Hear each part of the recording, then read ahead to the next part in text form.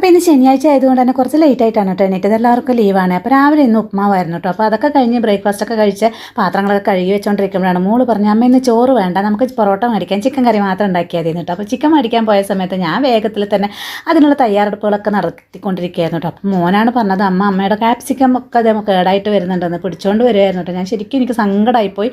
റെഡും യെല്ലോവും കളറിലുള്ള ക്യാപ്സിക്കായിരുന്നു കേട്ടോ. ഒരെണ്ണം ആകെപ്പാടെ കേട് വന്നിട്ടുണ്ട്. എന്താ സംഭവം എന്നൊന്നും അറിയില്ല. എന്നാലും എനിക്ക് ആകെ വിഷമമായി പോയിട്ടുണ്ട്. പിന്നെ അതും നോക്കിയിട്ട് വന്നിട്ട് വേഗത്തിൽ ബാക്കിയൊക്കെ നന്നാക്കിക്കൊണ്ടിരിക്കുമ്പോഴാണ് പെട്ടെന്ന് ഓർത്തത്, അയ്യോ കുടിക്കാനുള്ള വെള്ളം തിളപ്പിച്ച് വെച്ചിട്ടില്ല എന്ന്. ഞങ്ങളിപ്പോഴും ഫിൽറ്റർ ഉപയോഗിക്കാറില്ല കേട്ടോ. തിളപ്പിച്ചിട്ട് തന്നെയാണ്, എനിക്ക് അത് മാത്രമേ ഇപ്പോഴും വിശ്വാസമുള്ളൂ. അപ്പോൾ വേഗം വെള്ളം തിളക്കാൻ വെച്ചിട്ട് ബാക്കി വേഗം നമ്മുടെ ചിക്കൻ കറിക്കുള്ള സംഭവങ്ങളൊക്കെ റെഡിയാക്കി വെച്ച് അത് അപ്പോഴേക്കും എന്താ ഹസ്ബൻഡ് ചിക്കൻ കൊണ്ടുവന്നിട്ടുണ്ടായിരുന്നു കേട്ടോ. അപ്പോൾ ഇന്ന് റോസ്റ്റാണ് ഉണ്ടാക്കുന്നത്. അപ്പോൾ പെട്ടെന്ന് റോസ്റ്റൊക്കെ ഉണ്ടാക്കിയെടുത്ത് അത് കഴിയുമ്പോഴേക്കും പൊറോട്ടയും വാങ്ങിച്ചിട്ട് ആൾ വന്നിട്ട് പിന്നെ ഇതേ പെട്ടെന്ന് എല്ലാവരും കൂടി ഫുഡും കഴിച്ചു, ഒരു ഇത്തിരി ഐസ്ക്രീമും കൂടെ കഴിച്ചു കേട്ടോ.